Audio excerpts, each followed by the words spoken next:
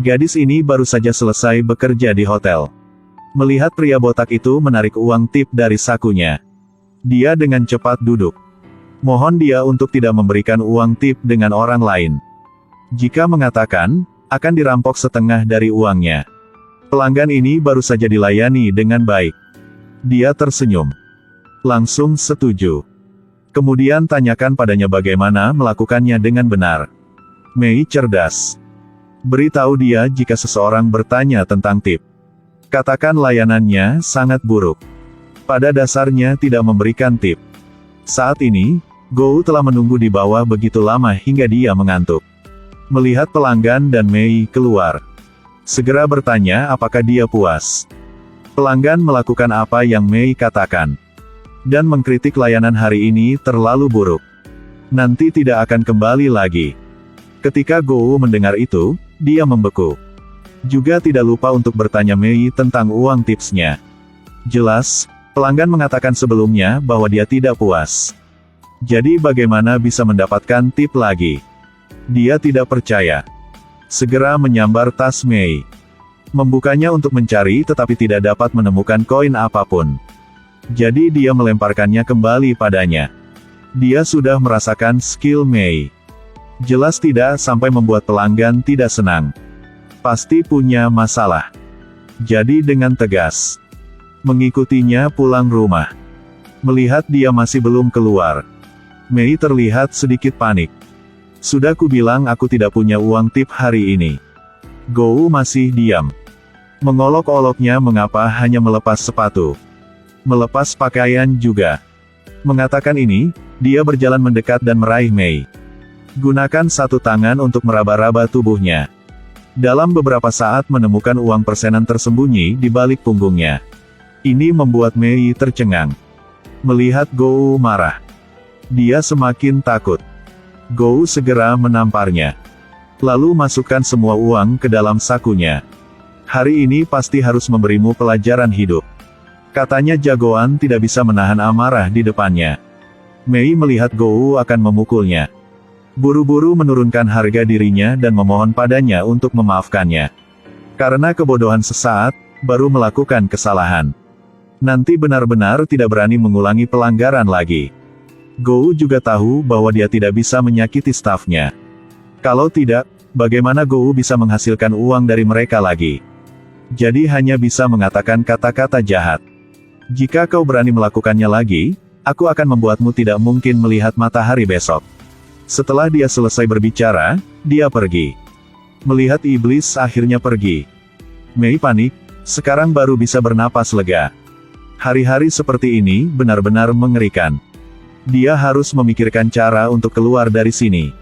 Tapi dia tidak punya uang atau kekuasaan. Apa yang bisa dilakukan gadis lemah seperti dia? Dia kembali ke kamarnya untuk melihat teleponnya. Pesan dikirim ke luar negeri tidak ada balasan.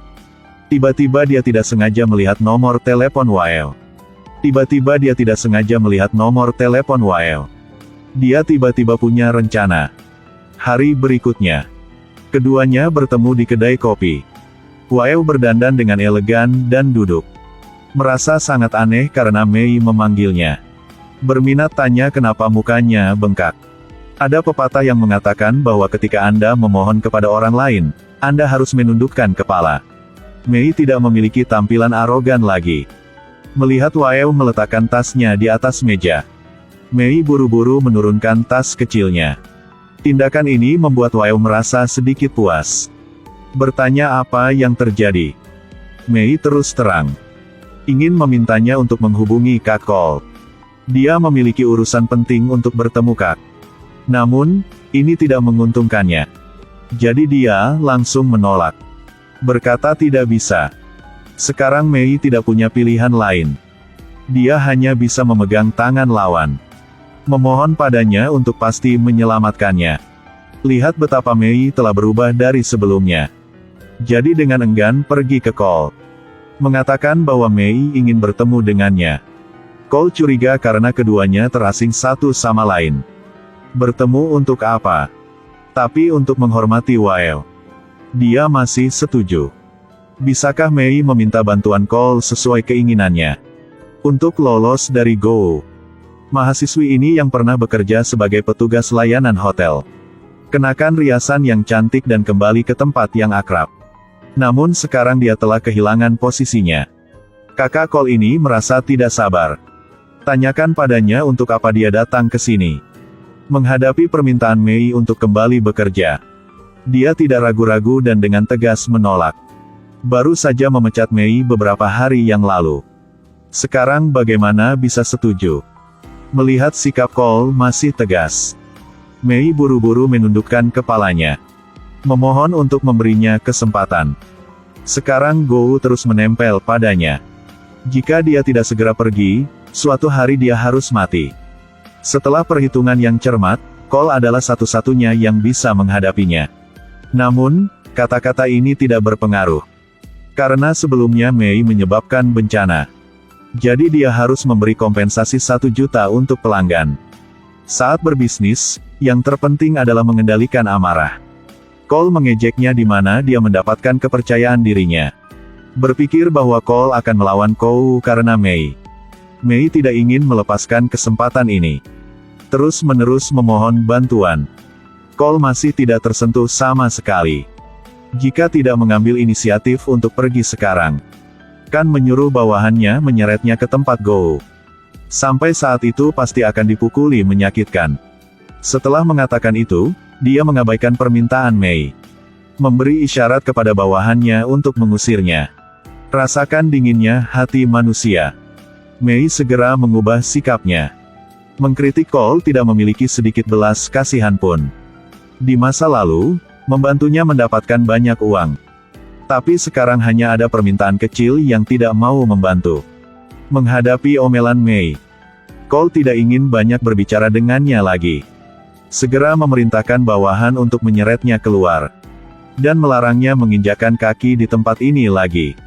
Itu semua konsekuensi kau sendiri yang kau sebabkan. Masih pikir tidak bisa dapat bantuan dari Cole. Bantu dia keluar dari kesengsaraan. Namun pada akhirnya, rasa kasihan manusia masih belum sama dengan menguntungkan. Mei pulang dengan kecewa. Sekarang dia sangat putus asa.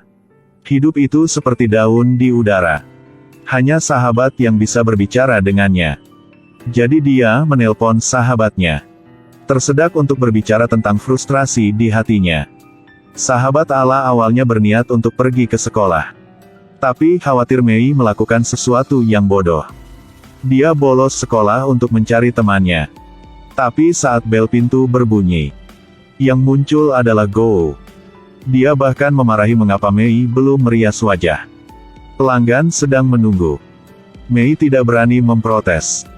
Hanya bisa pergi ke kamar tidur.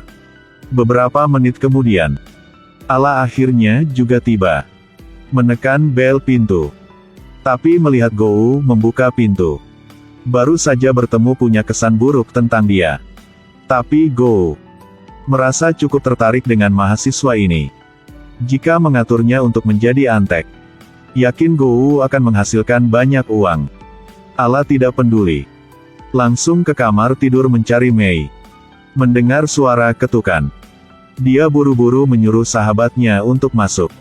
Tapi dia belum mengunci pintunya. Go segera masuk ke dalam. Dan mengejek keduanya apakah mereka punya rahasia. Dia juga mau mendengar. Beritahu Ala dia akan membawa Mei bekerja sebentar lagi. Jika memiliki waktu luang, dapat membawanya pergi bersama untuk memperluas wawasan. Sahabat ini mengkhawatirkan keselamatan Mei jadi dia setuju. Mereka bertiga turun ke bawah. Mei tidak ingin sahabatnya tahu pekerjaannya. Dan motor ini hanya bisa dinaiki 2 orang. Jadi dia menyuruh sahabatnya untuk pulang. Namun, trik kecil ini tidak menyulitkan Go. Dia melambai-lambaikan tangannya untuk memanggil taksi. Tidak beri Mei kesempatan untuk membantah. Mereka bertiga seperti itu pergi ke klub malam.